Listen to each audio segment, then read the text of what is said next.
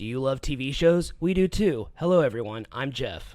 And I'm Anna, and we're the hosts of We Judge a Show by Its Pilot, a podcast hosted by us, a married couple with an endless love for TV. Whether you're searching for a new favorite series or ready to revisit an old classic, we're here to guide you through an infinite world of TV shows.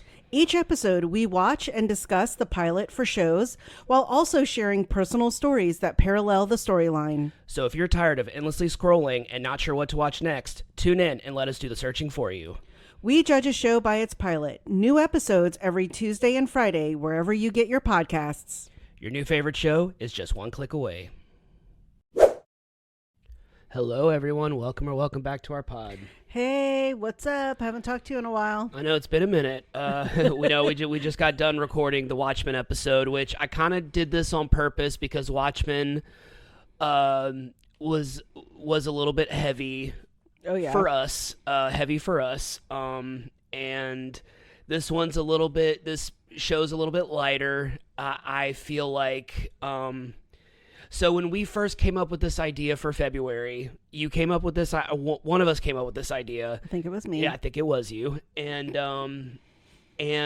when we said that, we were like, okay, this is when we were still doing like Jeff's favorite shows, Anna's favorite shows. Now we just kind of watch whatever now. Yeah, based on the theme. The theme of the month, which I'm finding a lot easier to do now. Well, and it's really funny because my sister noticed that with our new trailer, and she actually asked me about it, and I said, we've been just kind of like... Yeah, I haven't talked about that at all. We're developing and we're trying new things, and so I told her the story about how we made friends with the Delicious Recap, in case they might be listening, and we wanted to swap trailers, and we didn't have one. Right. And then we created one, and then you just liked it as our opening. Yeah, I originally was going to... Yeah, we haven't even talked about that. So we're going to be in... When this comes out, we'll obviously be in our second month of the year. And I started out with the first episode in January with our ad. I have it labeled as an ad, but our trailer... And I originally wanted to do like a new intro. I kind of wanted to drop the themes within the themes, like the never haven't seen it, top show. We were eventually going to run out of those. And especially now with streaming, there's no way to know what a top show is anymore. Unless it's on if you hear a little ticking in the back, it is Max. We are dog sitting for our friend Alicia. Yeah. And he is looking at us and walking around the house. So you might hear him ticking in the back. Yeah, he's walking around. Very cute with his little fluffy butt. Oh my God, he's so dang cute. All right. So when you came up with this, we got sidetracked like we always do. When you came to me with this idea for February, and we were talking about short-lived shows, this is when we were still doing like Jeff's favorite shows, Anna's favorite shows, stuff like that. And so I'm like, well, for one of my favorite shows, I think at first I wanted to do Freaks and Geeks, but then we were like, we have to do My So-Called Life. Like, there's no option. We have to do My So-Called Life. It's like the famous. It's like we said in our episode. It is It's almost more famous because it was canceled. Yes, exactly. And so I was like, okay, so I need to think of another show, and I thought of another one that kind of is parallel to My So-Called Life. It's an angsty teen drama, but it's very different. We're going to be doing that later in the month. But for this one, this was kind of the first show that I thought of because there are just so many shows that like didn't last that long that like I could have picked. But this one, I feel like I have more of a story for it. I have more to talk about with it. And honestly, like, this is one of those things where, like, when people say guilty pleasure, is there, like, ever, like, or guilty pleasure movie or guilty pleasure TV show, is there anything that, like, will immediately pop in your brain, like, for you personally? Yes. So, I mean, like, so when people say guilty pleasure, this is what immediately pops in my head for me. Wow, really? Yes. So we'll get into all of that. So the show we were doing is called Rags to Riches. I have to tell my sister and my mom that we're doing this episode. I don't know if they remember watching this with me, but I'll tell the whole story about how I came to be with this show that I didn't know was a show until a few years ago, because the pilot is a 90-minute film. it was sold to me as a made-for-TV movie. Oh, okay. And when, I'll talk about all that. So for right now, we're doing Rags to Riches. It's a show from the late 80s, and it's kind of crazy because a lot of random actors are in this that are, especially in the pilot, that like kind of are still relevant and still doing stuff today. So yeah, we're going to go ahead, and Anna's going to give us some episode and series information. There's a little bit more to this one, but you'll see why. All right. Rags to Riches, pilot. Rags to Riches was an American musical comedy drama that aired on NBC from March 9th, 1987 to January 15th, 1988 for 2 seasons with a total of 20 episodes. The series was created by Bernie Kukoff, best known for creating Different Strokes.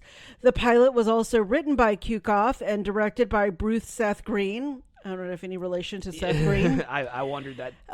He's not, but... While we don't have a solid answer as to what the inspiration for Rags to Riches came from, but being that the overall plot is very similar to Different Strokes, the simple idea of a Rags to Riches story seemed like it was appealing to Kukoff. I mean, I'm going to say it actually seemed very Annie. That's kind of what like you're gonna see in a second, kind of what they sold it as. Yeah, so set in the early 60s, the series is about a millionaire frozen food tycoon Nick Foley and his decision to adopt 6 female orphans as a publicity stunt to appear more like a family man. Obviously, to get more business. Obviously, that aspect is 100% Annie. Well, yeah, because in Annie, he just did it for like Christmas. He adopted a boy, or sort of adopted a boy each Christmas to give gifts to, but never like fully adopted them. Right. Each episode features hit songs of the era sung by the girls that are integrated into the plot. Lyrics were often tweaked or changed to fit the narrative. The cast for the pilot includes Joseph Bologna as the tough but tender Nick Foley. R.I.P. Tisha Campbell as the ambitious Marva. That's insane. I know. Blanca Degar as the cheeky Patty. Kimiko Gelman as the maternal Rose. Heather McAdam as the rebellious Nina. Another random. Bridget Michelle as the daydreamer Diane. Heidi Ziegler as the precocious Mickey. Douglas Seal as Nick's friendly butler, John Clapper. Clapper also serves as the narrator. Leslie Beavis as Nick's amorous girlfriend, Carlotta. Bill Maher as Nick's business partner, Freddie. Billy Warlock as Nina's greaser boyfriend, Tommy. And Mary Gillis as Miss Provo, or Miss P, the mean-spirited orphanage caretaker. The songs in the pilot include Heatwave, Chain Gang, Yakety Yak, Chantilly Lace, Dream Lover, One Fine Day, Please Mr. Postman, and Jailhouse Rock. Similar to the Little House on the Prairie, the pilot for Rags to Riches was aired as a full feature-length TV movie that set up the setting, plot, and characters for a continuation, but was given enough of a conclusion to be a standalone movie if the show wasn't picked up. The pilot basically shows how Nick came to be the adoptive father of the orphans, and the rest of the series focuses on their everyday lives. When the series was picked up by NBC, they felt like there were too many characters, maybe taking cues from Facts of Life, and decided to cut Heather McAdam's character, Nina. In episode 2, the characters mentioned that Nina was reunited with her birth mom. Tommy, Carlotta, Freddie, and Miss Provo also never reappeared after the pilot. Yeah. The TV movie was a success, and the first season had solid ratings and was well reviewed for being the only show of its kind on TV. However, when the second season was moved to another time slot, the ratings dropped and was eventually canceled. Thanks to DVDs and streaming platforms, Rags to Riches has remained a part of the niche corner of pop culture for those who grew up in the video store era and remember the pilot movie always coming on TV. You can currently watch the pilot and all other episodes on YouTube. YouTube. Okay. All right. So tell me your history with the show and why it remains so strong in your memory after all these years. It's insane how and I'm sure you have these too. I'm sure I'm 100% sure everybody on planet Earth has these things, that these random movies or songs or TV shows or whatever that, like, for some reason, no explanation why, it just sticks in your memory. Maybe it was the singing, maybe it was the actors, I don't know. But so originally my sister and I randomly watched like part of this movie on TV. And it was sold, like I said, it was sold to us as like a made-for-TV movie. The show had long since been canceled. Oh, okay. By the time you saw it. Yeah, so this was probably like early, this is when we still lived in Central, so this was like early 90s. Gotcha. And yeah, it probably came on like network TV, like a Saturday afternoon type movie thing. Okay. Like they used to always do on like ABC and stuff like that. Especially back earlier then when there was less to watch on TV. Definitely. Less channels, so you kind of just watched, like we always say, we watched what was on TV because those are the only options we had. Yeah. And we liked it. We liked, of course, we were a musical loving family. I've talked about that before. We were a musical loving family, so of course my sister and I were really into it. But we didn't really know what was going on in the movie. We kind of just watched. We kind of came into the middle of it. There wasn't DVR to rewind back then, or there wasn't, the obvious things that we have now. And we kind of were just like, okay, we don't know what's going on. So I think like we just stopped watching it. But we knew it was called Rags to Riches because we had the TV guide. We had the. So were you watching the show or we're watching the movie? Oh, okay. That's what I said. Like that's why I was saying, like, it was sold to us like as a TV movie. It was just playing, and it just said all it said in the TV guide was Rags to Riches. It didn't say TV series or anything like that. Okay, got it. It probably had like the cast members' names, and that was it.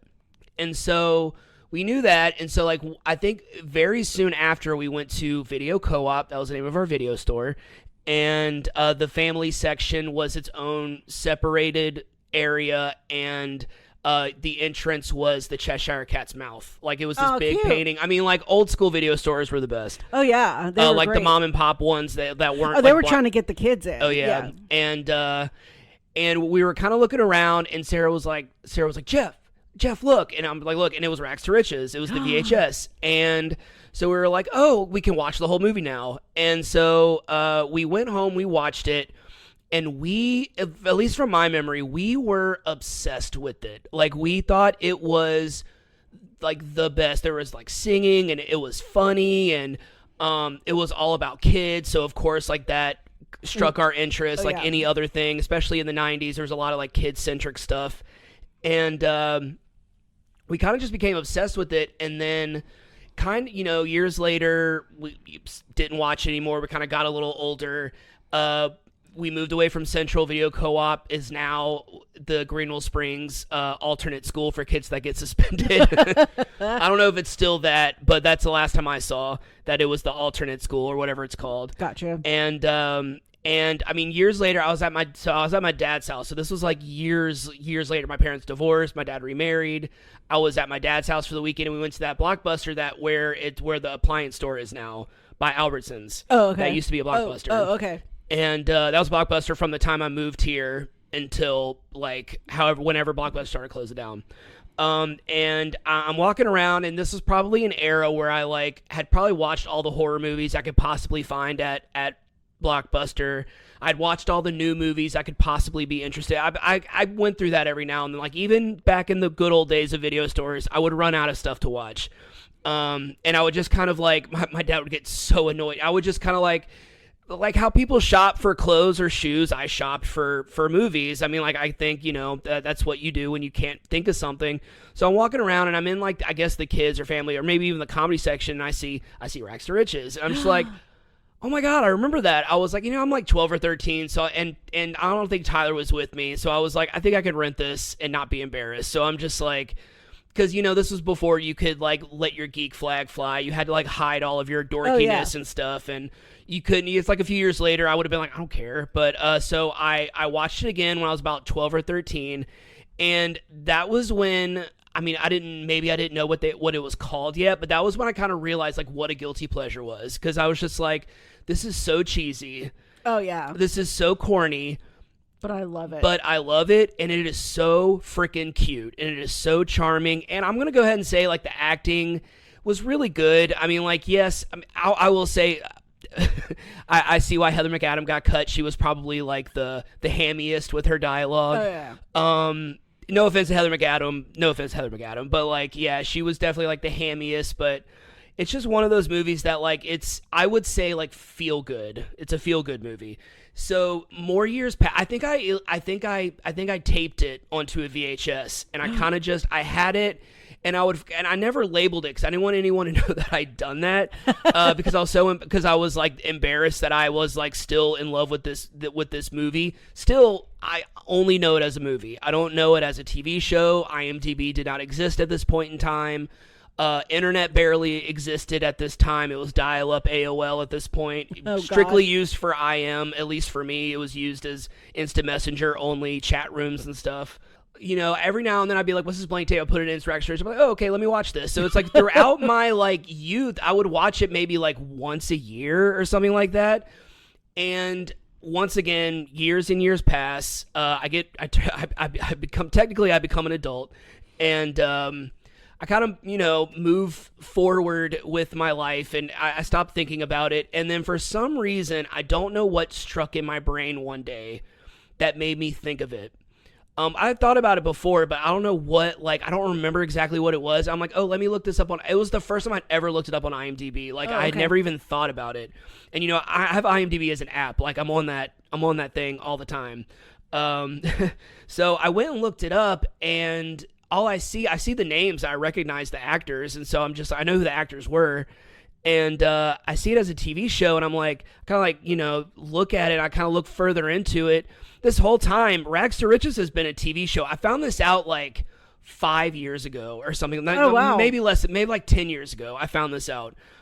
This was when, yes, it had to have been about 10 years ago, because it was when like apps on phones were really starting. That was when I started being on my phone a lot. And I was like, does IMDb have an app? IMDb does have an app. It was like kind of one of those things. And the thing is that, so like, you had never watched the show. I never watched the show. I'd only watched the pilot. Still to this day, I have only watched the pilot. Oh, okay. So when the thing was that I remember, you know, and then like I saw this TV show, I'm like, oh, okay. And then whenever, yes, this is the right era, because this was right after when Mary Jo died, and I was like looking for stuff to watch, getting my mind off of things, and trying to, like, you know, take my mind off of things.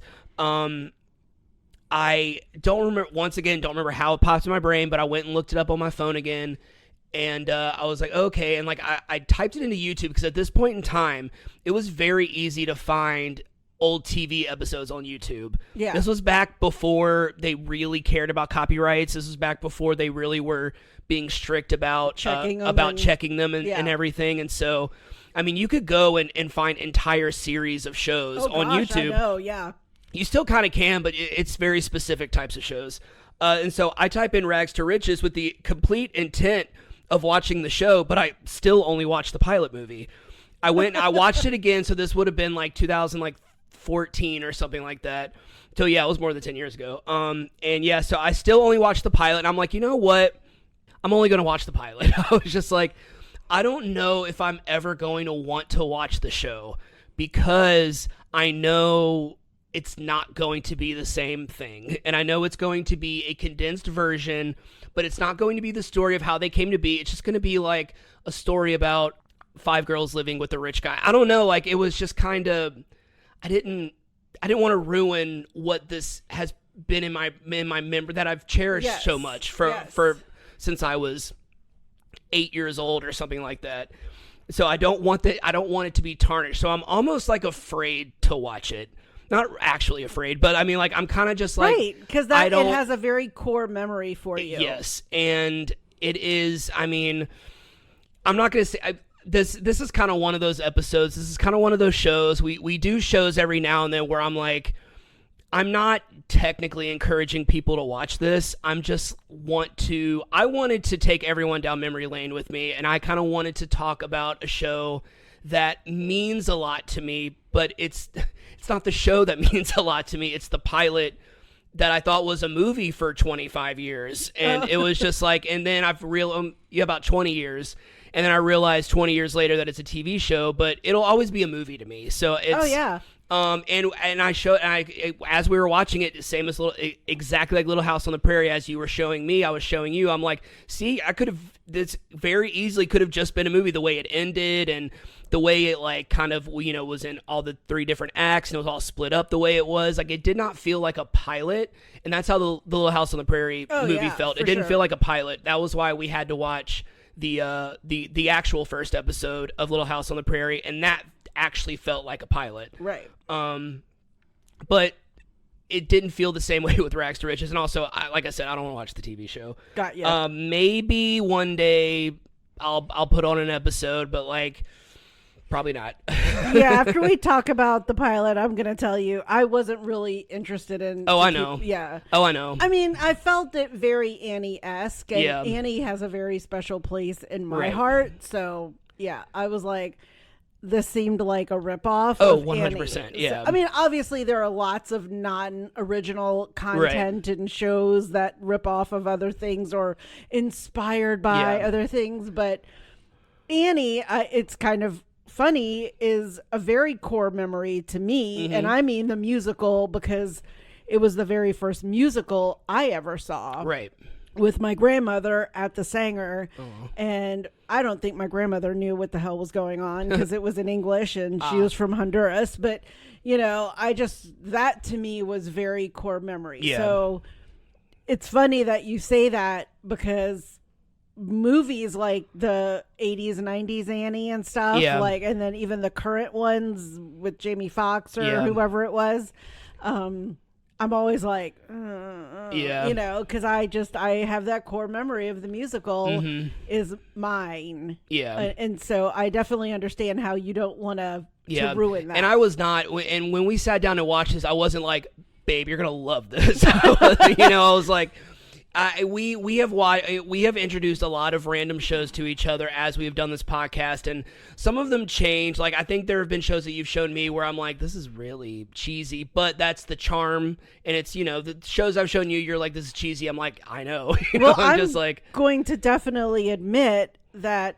when you picked this and when we watched it, I didn't know this story that you just told. Oh, yeah. And so, like, you saved that for the pod, and I'm sitting here listening and now going, oh, that's why he wanted to watch this one.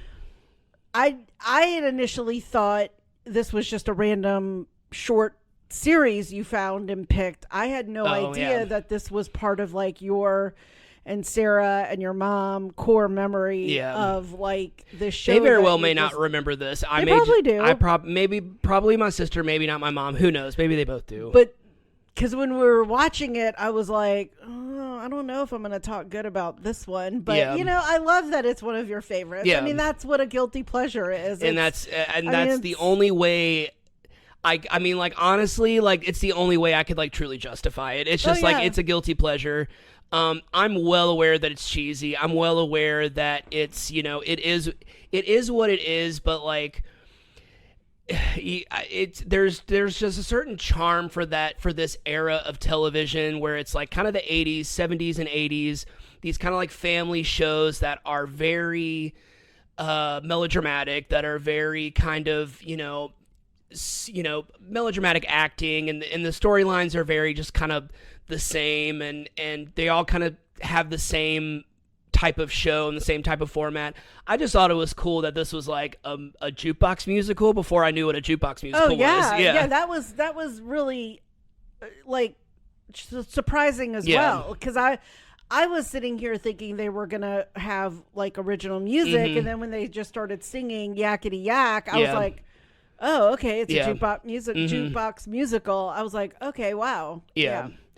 Yeah, so that's my story. Yeah, I really wanted to tell you all this before. No, I'm glad we watched the show, but that's exactly why.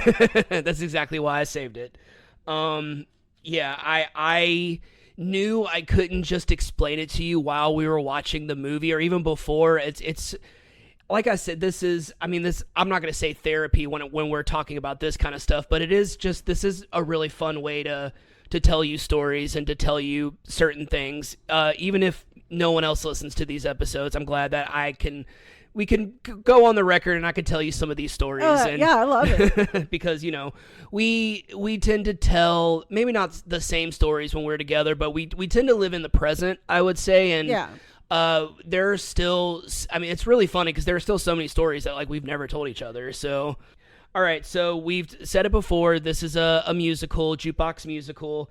I believe, I want to say it was when we were doing the 90210 episode, maybe. It was when we were talking about Maxwell Caulfield because we kind of like this movie called Grease 2. Yes.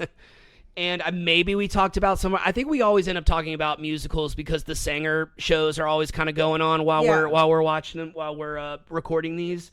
But we've never really talked about musicals. So I was trying to think of like, we have to talk about musicals in some way. It would be weird if we didn't for this show, especially once I get into the plot summary and talk about when they sing and stuff like that. So I was trying to think, and of course there are so many musicals out there, and I mean when I was looking at the list I was just kind of in the back of my head like looking at like the list of musicals, and I was just like, yeah, I'm not getting through this whole list. I'm going off of memory. I'm going off of like, I can't like go off of a list because my eyes will start to hurt. So okay.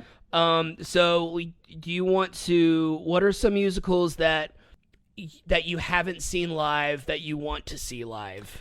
Well, a dream of mine would always be to see A Chorus Line, because that was like one of my favorite. I have that on my list too. Movies that I saw as a movie, but never as an actual like on stage musical. And I'll be honest, that's a guilty pleasure movie for me, and everyone hates it, but I love it. I loved it. I loved it. Yeah. So I will say, I've always wanted to see Cabaret. Okay. Just obviously it's famous, and Schitt's Creek. I'm just yes, just from Schitt's Creek. I think on Broadway it's done sort of in the round, so I think that's really interesting, and maybe that would be a splurge to like be close to the stage. Aren't there like special tickets where you can like sit and be like audience members within the musical? See, like that's cool. Yeah, those are like I'm not saying $600 or $700 I'm not saying let's buy those tickets. I'm just saying that's cool. But no, when we were thinking about going to New York recently, I mean last year or whenever it was recently, I had messaged my friend Colleen in New Orleans, not the one but another one. Okay. And she had actually done that. She had gone and sat in those seats, and she's like, "Oh, it's worth the splurge." But that's like her favorite thing to do. Like gotcha. she will literally like leave work on a Friday, go to New York, go to see like 2 musicals on Saturday, and then come home on Sunday. That's actually kind of awesome. Oh yeah, it's like crazy, and I'm like, but that's the way to do it, It really is, yeah. If you're just gonna go to do that. If you, I agree with that. If you're gonna go to New York just to go see musicals, like do 2 a day. Go on a Friday and a Saturday, or a Saturday and a Sunday, whenever they do a matinee and a date and a evening one. Yeah. So, I'm trying to think. Like we have seen a lot. So. What about you? What is something you've wanted to see on stage? Hold on, my voice recording turned on while we were talking. And it just recorded our whole text onto my notes app. All right. So musicals that I want to see. So I'm excited about this one because we are actually going to see this soon. I truly cannot wait to go see The Wiz. Okay. I loved that movie growing up. Of course, I love Diana Ross, Michael Jackson. I mean, like it was such a...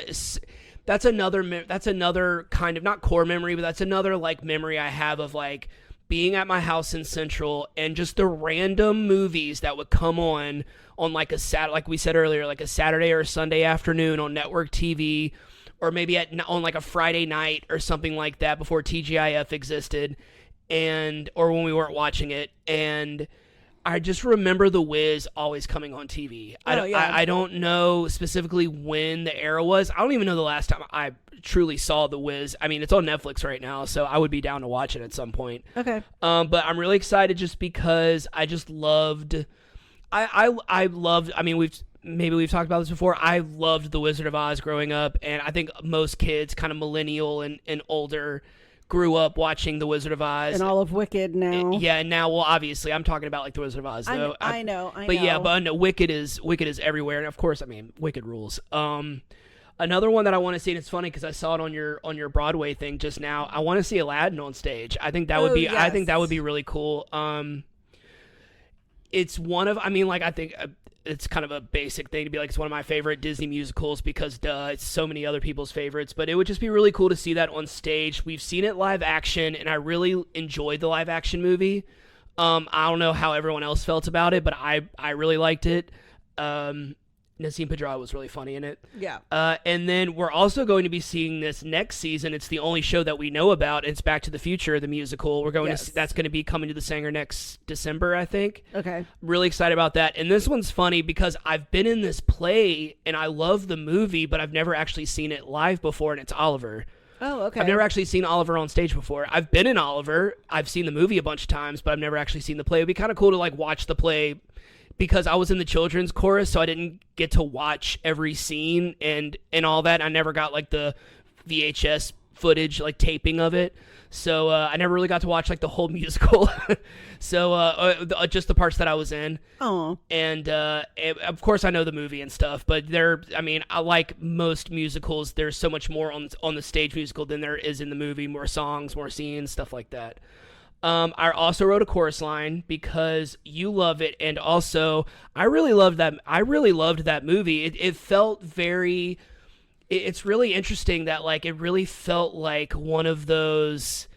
I always love like the show within the show type stuff, and I always really like that. And I love the idea of these people are auditioning for it's a musical about people auditioning for a musical, and they're not auditioning for like the lead role. They're not auditioning for anything spectacular. They're auditioning just to be in it, like just to be. Well, and I think that was what I found interesting finding out later was that in the movie it was going to be like their first shot, and in the real musical on Broadway it was their last chance. Yeah, and really in the musical, in the movie, it was just like that one woman, right? She was kind of like the seasoned. Yeah. So I think I would like to see that kind of paradox aspect. Yes. And the last one I have for ones that I want to see on stage is Into the Woods. I love. So that's another one that I've never seen. I've never saw the movie. I never saw the musical, but I know the music, and I really like the music to it. Once again, yeah. So did you say some already? I just said my one. Okay. I feel like we've seen a lot. I think maybe I would want to see some like specifically on Broadway. Yeah. I know we see like the touring company. I think I would just love to see just about any of like the Broadway with like the big stars in them. You know, like Funny Girl with obviously Leah Michele, or you know, anything with Idina Menzel, or you know, something like that. Like I've always also said I would want to see Six again. I think so good. Six, or of course Hadestown. Of course, I would want to see Hadestown again. I would like to see So we saw Anne Juliet in this month. We're recording this in January, but oh no, it's February 1st. It's February 1st. And we saw Anne Juliet. I go see that again because I really enjoyed it, but maybe not, because maybe it was just that cast, because I thought they were amazing. Yeah, they were really good. But of course, another jukebox musical. It's hard not to love those because it's so recognizable. Yeah, familiar. You feel it because you're like, I have like a connection already. So I kind of wrote down a mini list. There's only like 3 of them of movie musicals that I want to see that I've never seen, because most of them are a little older. So there's one that I need to rewatch, because I say I need to rewatch, but I'm not 100% sure that I've ever actually seen Purple Rain. Oh, okay. Yeah. I've seen it. And that is something that, like, of course I know the music, I know the album, I know all that, but I don't know if I've ever seen the movie, and I thought of this one just because Courtney from Smosh referenced this one a lot. I've never seen Xanadu. Oh my God. Yeah. Okay. I mean, I've seen it, Yeah. but like, I really do not remember Right. everything that happened. I know like, it's I'll be honest. I know it's kind of like So Bad It's Good Oh, kind of movie, and I adore those type of movies. And then the only other one is Across the Universe, the Beatles musical. I never saw that. It was from the 2000s. Evan Rachel Wood Oh, and I Jim never saw Sturgis that. was in it. Yeah, like it was supposedly really good. I just never saw it. It maybe just the era that it came out. I just never went and saw it. But yeah, are there any musicals that you think are overrated? Yes. You say it. Hamilton. I agree. I agree. Just, like, I I agree. totally get the whole, like, it's cool, it's hip, he's rapping, he's Lin-Manuel Miranda, whatever. Don't come at me, Lin-Manuel. I love you. Yeah, he's listening. You never know. He might be. But I just feel like I don't get the hype. I really do not. Maybe I remember when we went and saw it on live. We saw it at the Sanger, and I was excited just because this musical is such a big deal, and maybe it was the girl behind us that was like singing the entire time, and we're like, you know the songs, congratulations, but it's just like. I hate saying this, but like it reminds me of like, okay, so we've watched Abbott Elementary. If I'm saying that the history teacher, the new teacher with Quinta Brunson, that like he like tries to be like cool with his students, and he was a history teacher, and he's a history teacher too. It seems like it was something that like a history teacher wrote to try to make history sound cool to their students. Yeah. It just sounded very, I'm going to go ahead and say it, extremely cheesy. And I think it's on par with, not on par with Rags to Riches, but speaking of cheesy stuff, it's just kind of like, I just found it, and also like the reality that like these men were actually like awful human beings in real life, and that they're kind of being portrayed as these like relatable, likable people. It's just kind of like, don't do that. Like we don't do that. Like it's right. And so it's like Alexander Hamilton was like an awful human being, and it was like, yeah, there are founding fathers, whatever. It's just like we can acknowledge what they did for our country, but let's not try and make them heroes when they're not, or let's not try to make them saints or relatable or likable just to I don't know, like it just bothers me. I don't know why, because it shouldn't. Why should I care so much? But like, well, I also feel like a lot of people will post that it was amazing, I was in the room when it happened, or all of that, because they feel like they have to. I really do, because I'm just going like, I don't know, maybe there's something I'm not getting in it. Maybe someone can tell me what I'm missing. But like, I left, I'm trying to feel like Hades Town, and it's based on mythology and all of that. And again, Hades is not great. It's like he's a bad person, but like that one was about love and just like, I just felt so emotional with that one, where with Hamilton, I was, like you said, I was like, okay, these were all a bunch of like buttheads. These are all slave-owning aristocrats who didn't want to pay their taxes. Yeah, exactly. But so I don't know. So that one is one. And then the other one, again, will be something. I really hope we have the same too. I don't know if it's going to be yours. Phantom of the Opera. Oh, I was gonna say My Fair Lady. Oh, okay. Same, not the same era, but I that same kind of like everyone's favorite. I didn't know that. Like you told me that your mom and Sarah loved My Fair Lady. I don't know a lot of people that love My Fair Lady, but for me, Phantom of the Opera is the one that everyone's like, "Oh my God, Phantom of the Opera, it's amazing!" And I'm like, after like the big song, the where opening, like the opening's he's awesome. going through like, the underground and up the stage and down the stairs and across the comes down the chandelier. Yeah. You're like, all right, like that was it. The big song is over with and whatever. So those are my two overrated musicals. Hamilton, I will say same thing. I'm not gonna say maybe My Fair Lady isn't overrated to me. Maybe I just don't like it. Because the only reason why I don't like it is I just think it's boring. Yes. And people, I mean, like people love it. Oh, People Alicia absolutely loved love it. Yeah.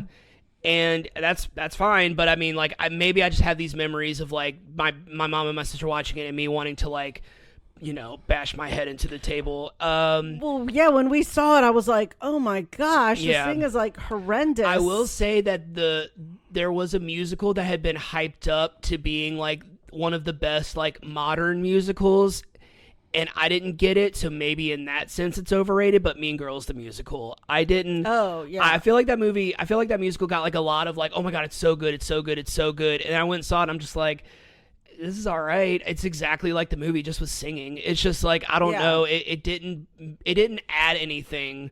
I felt it didn't add anything, because when I feel like we watched Beetlejuice, and even when we watched Clue on stage, I feel like they brought something new to it. I mean, making. I mean, the guy that played Beetlejuice was incredible. I mean, like he was insanely funny, and I know he probably brought like a lot of like ad lib and improv into it, and he kind of made it his own. I love any musical where you could just constantly drop the F-bomb. It's just something that I'm not used to growing up with like classic musicals and stuff. But yeah, this is I would say, I really just say Hamilton. I think Hamilton's just like my ultimate answer. I like the music of Phantom of the Opera, but the musical, like the play itself, is very bland. It's very boring. But I love I love most of the music. Maybe I don't know all of it, but I did think of one more that I think I wish I would have been able to see. Mm-hmm. It. I don't remember, like, I learned about it in like the 90s, is Jekyll and Hyde. Oh yeah. I never saw, that on stage. Yeah. And I don't think it's touring anywhere. Right. It was it was maybe short-lived. Yeah. You have that one song on our playlist. Oh, I have a couple of songs from okay. it, but you just have the one on Gotcha. your playlist. So yeah. All right, I had another question for us, but we're getting pretty far into this episode, so we can jump into the pilot summary. So this was 90 minutes. I'm going to do my absolute best to summarize this. All right. I think I can do it. I think I know enough about this movie to where I can kind of riff on it. I can kind of riff a little bit. So, all right, so Rag to Riches pilot summary. So the opening it shows like they're called the Delights. They're kind of like the Supremes. They're singing Heat Wave on TV, and you see like the TV. It's John Clapper. He's the butler for Nick Foley, this frozen food tycoon, millionaire. He was a guy that came from nothing. His street smarts and ambition gave him the American dream. Fancy cars, a sprawling mansion in Bel Air. He's met presidents, celebrities, athletes, you name it. He's living his best life, but his life is about to get turned upside down, and it's about to change forever. So Nick returns. So Nick Foley, this is the Daddy Warbucks of the show. He returns to his mansion to his business partner Freddie, played by Bill Maher, in the most random thing ever. And yeah, his business partner. I actually don't know what Freddie does. I just refer to him as his business partner because that's the only thing I could think of to call him. So yeah, he's waiting on him, and basically like Nick is potentially going into business with this guy named Baldwin, who's this big food distributor, and they're kind of waiting on Baldwin to give an answer. He's kind of been stalling, been kind of giving Nick the cold shoulder, but making him think that there's maybe a chance, and so they're kind of waiting on that. Nick's stressed out about it, but then his girlfriend Carlotta enters the room, and every time these two are on screen together, it's just horny. It's crazy. It is like, it becomes very clear that like Nick is only interested in one thing with Carlotta, and that she makes him horny because they're always like making out. It's crazy. I mean, good for them, but still.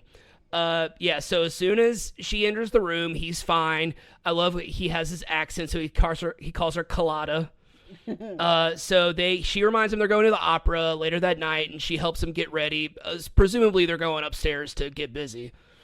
Meanwhile, across town in downtown LA at the Margaret Keating Home for Orphan Girls, Marva, Nina, and Diane begin jokingly singing Chain Gang. This is technically the first song that they sing, but it's not like an official thing. It's just kind of you can tell they're singing it live, like it's not pre-recorded. Chain Gang is a song that was originally performed by Sam Cooke. And they're singing while they're doing the dishes. Patty and Mickey join in, but they're interrupted by Rose, who reminds them that they need to finish soon or they'll be in trouble with the home's caretaker, Miss Provo, aka Miss Hannigan. Due to the city making budget cuts, orphanages are closing down all over the city, and the kids are being moved into foster homes, and those who are left over are being placed in detention centers. This really happened. This is something that really happened. It's possibly happening right now. This was one of those things where I didn't realize until I was an adult how messed up that is. I was like, didn't even think about it because like stakes. There's always stakes like this in like kids movies and stuff. The girls all live together in room 204, not room 104, which was a HBO show that we forgot about a long ass time ago. Also created by Mark Duplass, who did Togetherness, which might be a show we might be doing this month. Maybe. So they become like a little tight-knit family. They refuse to split up, and this causes a lot of friction between them and Miss Provo, since they always intentionally scare off any potential foster parent. This has also caused the girls to be outcasted by the other orphans who are always teasing them. So this night is no different. Diane, so basically, and also what these people do is they adopt these kids and use them as free labor. So Diane's kind of like the very feminine. She likes her makeup. She likes her nice clothes. She's very, I would say, prissy is the word that you would use. She does not want to go live on a farm with these foster parents who are essentially going to treat her like free labor. So she throws it's not going to be that long, boo. Oh my God, it's like 7 pages. It's 90 minutes. Okay. So she scares off the foster parents by she sucks her thumb, starts making like whining noises, kind of while they're explaining all of her duties on the farm, which just probably those cries were probably for real. Meanwhile, back in the kitchen, Patty gets into an argument. The only reason why I'm being specific on this is just it's so random who these two girls are in this scene. So Patty gets into an argument with Cogan, played by Winifred Freeman from Last American Virgin. So if you've ever seen Last American Virgin, it's at the very, very beginning. They're in the scene where Gary is trying to take off the girl's bra with the scissors. Oh, and she was in that. I just thought it was funny that it was her. And then so Cogan... so she puts Cogan, the girl from Last American Virgin, puts a greasy pan in the clean water. Patty asks if she's stupid. Cogan gets her friend Marie involved, who's played by Penelope Sudrow from Dream Warriors. So she had to have been just to have done this since 1987. And they both find it funny that Patty is the one asking if they're ignorant. Marie makes a joke implying that Patty can't read. Patty starts getting angry. Rose intervenes. And then Cogan's like, okay, I'll move it. And then she intentionally spills water on Patty, which causes a water fight between all of the girls. Classic orphanage. As while Miss Provo's yelling at Diane for throwing the interview, they kind of hear the commotion going on. Miss Provo tries to break it up. She slips and falls. Room 204, our 6 orphans, they get blamed for it. And every time they try to defend themselves, Miss Provo responds with, "Don't talk back." I wonder what song they're about to sing. So she demands that they clean up the mess, and so our first official musical number begins, and it is the girls sing Yakety Yak, originally sung by the Coasters, while we see a montage of what their daily lives at the orphanage is like, a.k.a. It's a Hard Knock Life. Yep, exactly. It's really funny because, I knew that going in. I'm like, I'm going to make so many comparisons to Annie. It's not even funny. So this is the first time we see them changing lyrics, but not until the end when they start singing about how Miss Provo wants to split them up, and that's not going to happen because Yakety Yak, they'll fight back. And that's actually what they said at the end of the song. So back in the opera, Nick can barely stay awake. Freddie interrupts him and is like, hey, I need to talk to you. It's in German. Nick's not paying attention. And so he tells him, Freddie tells Nick, hey, Baldwin's not going to go with the deal. And Nick is just like, have you told him about everything I've done philanthropy wise? Have you, talked to him about all my accolades, all of that? And he's basically like, he knows all of that, but he doesn't want to go into business with someone. Nick kind of has a reputation of being like a seasoned bachelor. And Baldwin and all of his associates are like family men, family business. He wants to go into business with someone who has that type of image that Nick doesn't quite fit. And so Freddie and Nick decide they need to come up with kind of like an extreme, drastic measure. I wonder where this is going. So back at the orphanage, Rose reads an article about the orphanage closing down while they're waiting for Patty to throw another interview. And that's when Miss Provo kind of threatens them to send them to Juvie Hall, which is so funny to hear Juvie Hall. Who says Juvie Hall? Anyway, Rose calls the reporter who wrote the article and decides for them to write an article about how they won't split up, hoping that like a decent pair of people a couple will see the article and adopt all 6 girls so they don't have to split up. So Freddie sees this article and is basically like, Nick, we got to do this. This is it. This is to show everyone that you're a family man. And so Nick kind of reluctantly agrees to it. So a few days later, actually, it could be the next day. I don't know how time moves in this universe. They all, Nick, Freddie, Clapper, the rest of the staff, all these reporters, they're waiting for all the girls to get there. They arrive, introduce themselves. Nick obviously seems very, kind of like how Daddy Warbucks was at the beginning of Annie, just very kind of like stiff and kind of like, I'm doing this because I have to. For that. And so Clapper kind of becomes their Anne Rankings character, Grace. Kind of becomes like Clapper brings the girls inside, and that's when they sing. Technically, they sing Chantilly Lace, but Chantilly Lace is about a guy describing his dream girls. So they change it to just all the amenities that they now all have. So it's like Chantilly Lace and anything that can rhyme with that. Yeah. Which was actually kind of cute.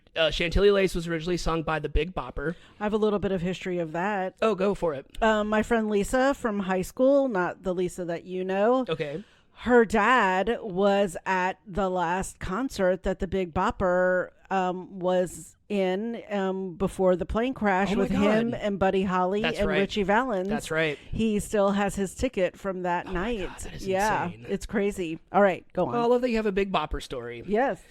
So, even Clapper joins in on their little dance breaks, which was also, cute to watch. So Nick and the girls get off to a rocky start. All their reactions are different. The one that I find the funniest is Marva, played by Tisha Campbell, who is just constantly offering business ideas. Oh, right. To Nick. Because she's like, I'm going to use this. Yeah. Like, I know we're only here for a little while, but I'm going to get out of it what I can. She's kind of showing that, like, she's very business savvy. She's the one that reads the paper and tells the girls what's happening with the budget cuts in the city. So she's looking, but like all of her ideas were funny, like the frozen popcorn and then freezing your winter clothes during the summer, which I thought was funny. Yeah. So everyone's just kind of in La La Land except for Nina, who is kind of like suspicious of Nick. Like she's kind of the only one that's asking like, why did he do this?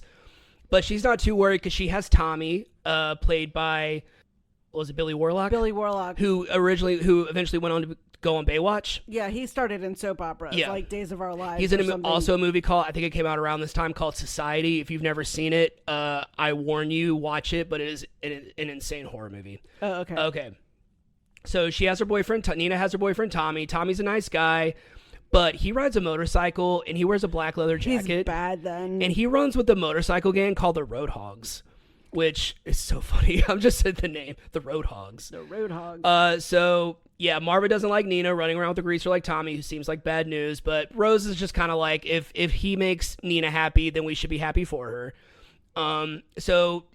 Tommy informs Nina that the Roadhogs are migrating up to San Francisco, which was kind of a trend pre-hippie in the early mid-'60s. People were just kind of migrate, all kind of like social outcasts were kind of like migrating up to San Francisco because that's just where people were hanging out. Haight-Ashbury, Beatniks, I believe, was pre-hippie. So he wants Nina to go with him to San Francisco. She's hesitant, reminding everyone Nina's 15. Right. And eventually the other girls start to feel neglected by Nick and all start thinking like Nina, suspicious of why he adopted them. Baldwin is impressed with Nick's adopting of the girls and wants Nick to meet one of his business associates, Mr. Schembeckler. And the whole joke is no one can get their name right, so I tried to say it correctly as I could. I even had to rewatch the scene because I couldn't remember what their actual name was because they always say it wrong. Mr. Schembeckler. Baldwin wanted them to meet because he has 4 teenage daughters and thought the two would connect over that. So Nick starts to show some interest in the girls. Patty's teacher informs that Patty's reading skills are way behind. So he tries to help Patty with that. It ends up not working out. It was really funny how you predicted all the things that she was about to say. Oh, yeah. Egyptians, yeah. But Patty sees that like Nick is trying, so she kind of tells the other girls like he may not be so bad. I was also giving him a hard time.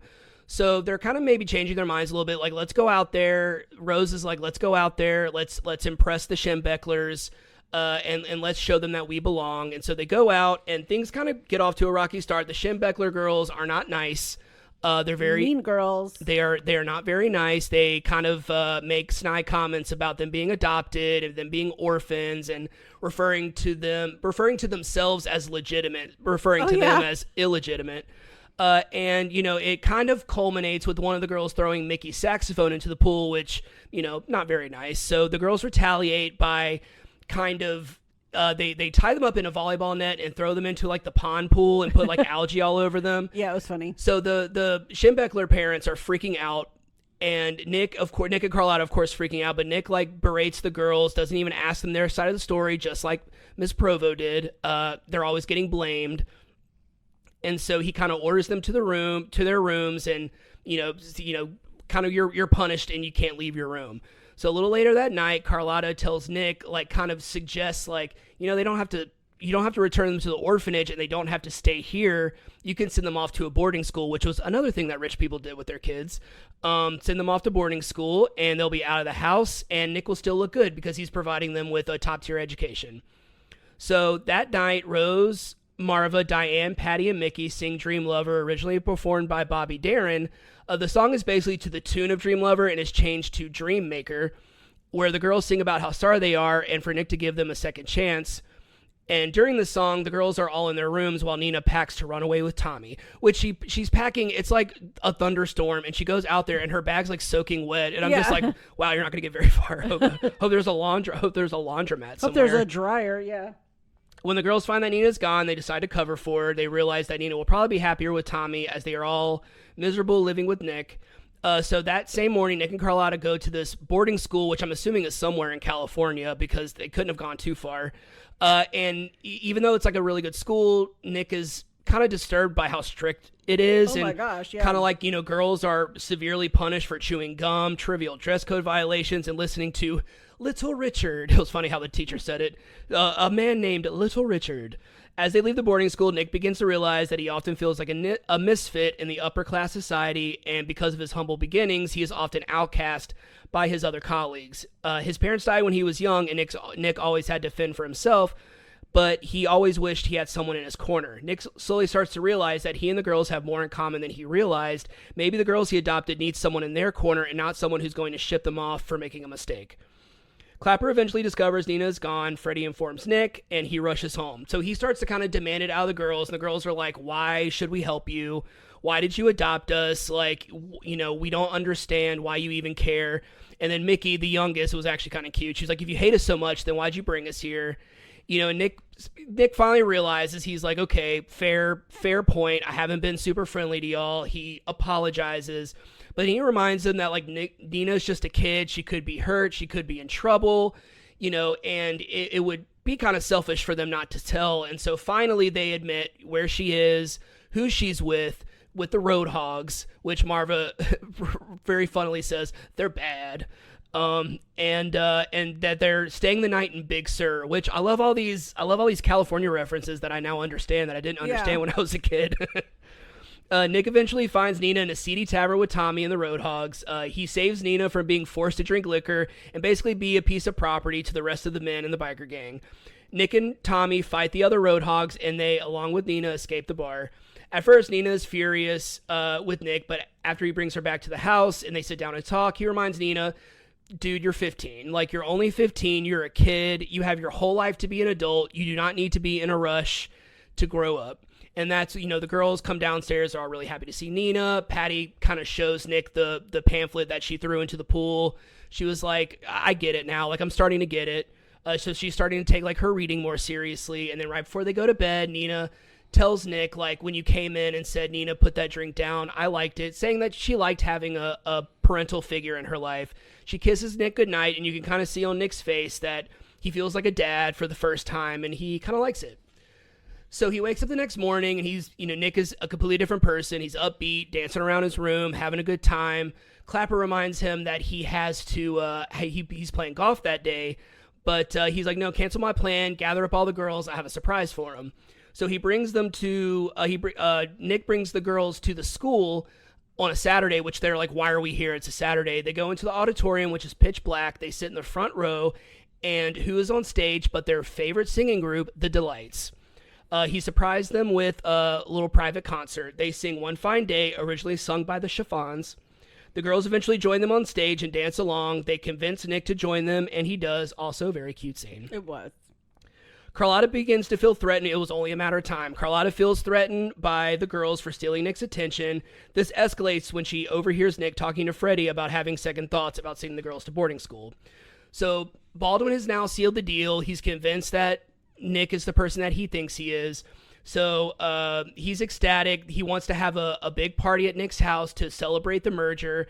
Nick is ecstatic to show off the girls, and now that they feel more like a family, he doesn't seem to care about his image, but seems to care more on showing everyone how proud he is to be the adoptive father of these girls. So it's less that he wants people to think that he's a good guy, and he just wants to be with, he just feels like he's a family now. And the girls are also eager to impress Nick and everyone at the party. And as they get ready for the party, they sing to the tune of Please, Mr. Postman, originally performed by the Marvelettes, but the song is changed to Mr. Foley. You know, it was pretty easy. That was a pretty easy song to change out. The lyrics were changed to describe the girls being very excited to be shown off because they want to make Mr. Foley proud. When the girls are going downstairs to attend the party, they're stopped by Carlotta, who basically is just like, you girls look really nice. By the way, what are your sizes? Because we're shipping you off. We need your uniform sizes. You're being shipped off to boarding school on Monday. So the girls, of course, are really upset because this is, they finally, like, Carlotta's kind of like, well, you didn't think you were actually staying here. This was all basically, Carlotta just blows everything up and tells them that this was all a publicity stunt. The girls get upset, obviously, so they decide, we're not going to get mad. We're going to get even. They decide to kind of dress up in these. That was also kind of funny seeing like their like bad girl clothes. Right. So they changed. They were dressed very like prim and proper. Now they're like dressed like biker gang girls, and they start singing Jailhouse Rock in front of the party, intentionally throwing the party, which the whole thing kind of escalates into this madness, chaotic madness where people are tripping over this, someone falls over that kind of whole situation. So Nick goes up to the girls and is like, what are y'all doing? What's the problem? And they're just like, you don't want us to be here. You want to send us away. So you don't have to do that. We're just going to leave. We're going to go back to the orphanage. And Nick is so upset by all the actions that goes on. He's just kind of like, fine, leave, whatever. And then he confronts Carlotta and is like, hey, did you tell them about this? And she was like, yeah, I told them. They needed to know the truth. And he just flat out is like, oh, we're done. Like, glad you had no right to do that. You need to get out of here. I'm sure you'll find another man to leech off of. So the girls return to the orphanage where they are the only ones remaining. Miss Provo tells them not to get too comfortable, implying they're on their way to Juvie Hall. I just love saying Juvie Hall. I just love saying Juvie Hall. The girls sing a reprise to Dreammaker while Nick is back at home, walking through their rooms, begin to sing his own version of Dreammaker. The girls finally come to terms with the fact that dreams like theirs just don't come true. Nick arrives at the orphanage to take the girls back. They are hesitant, but Nick shows that he really cares about them, and they all forgive each other. The girls sing their final reprise to Dreammaker as they get in the car with Nick and start their new lives together as one big happy family. End of movie, because that's what it is to me. Yes. So that not nearly as long as I thought it was going to be. I'm going to be honest. I was like, oh, I'm going to be sitting here for so long telling this. I did my best to summarize it. I feel like I did okay. I need you to tell me I did okay. You did okay. No, I was going to say that was good. I love you, Dad. I need to hear you say it. Say it back. Say it back. All right. So we talked a lot. I don't know if I would even if I knew it was like going to be a TV show. I don't think I would have watched it. No. I mean, I look at the time frame. I was like a senior in high school when this came out, so I don't think I even remember this coming out because it was like a couple months before I graduated. Mm-hmm. So yeah, I don't even remember it ever coming on. Yeah, I mean, it's cute. Like I said, it's on YouTube. Just type in Rags to Riches TV show and it'll all pop up. It's cute. I mean, like if you feel nostalgic and you want to watch something kind of old school, I would say, just because I've never watched it, I would just say watch the pilot movie. It's its own thing. Oh, yeah, you could watch that. It's its own thing. And honestly, like, I just can't imagine the show being better than this. I mean, like, I'm no offense to the show. I mean, like, and I'm not saying that this is like top tier, the greatest thing I've ever watched, but I think because it has it's so close to my heart, I can't imagine the show being better than the movie. But honestly, like, it was probably like, 30-minute episodes or something like that. I just can't imagine a musical really encapsulating all of that in one episode. But yeah, if you want to watch it, it's on YouTube, like I said, and it's really good. The pilot's really good. I can't speak for the rest of the show because, like I said, I've never watched it. All right. I think that about wraps up this one. Yep. I think this might be one of the episodes where I talk the most. All right. That wraps up this episode of We Judge a Show by its pilot. Thanks for tuning in. And if you haven't already, go ahead and follow us on whichever platform you're listening to this podcast on. That way you'll be notified every time we publish a new episode. You can also follow us on Instagram at We Judge Pilot Pod. We're also on Facebook. You can leave us a comment, suggest a show for us to watch, or you can leave some emojis in the comments. What you got? I have a bunch of random ones. Okay. So I have, of course, any of the music emojis, cash, any of the girls, the TV, any of the fancy cars. There's like the chain. There's like links for chain gang, dishes, the soap, the water, and then ice, and then any of the food emojis to represent the frozen food. I don't think there's like a mansion emoji, but like the house. Yeah. The heat and the sun. Oh, heat wave. Heat wave, yeah. The motorcycle, the kiss, rain, golfing, book, or any of the school emojis. And then the party emoji. Oh, there isn't a hog emoji. Oh, there is a hog, yeah. There is? There's Okay. like a pig. Okay, Yeah, there's a pig's pig. good enough. Yeah. All right. Good one, good Yeah. one. All right, well, we are going to head out, but we'll talk to you soon. Thanks for listening.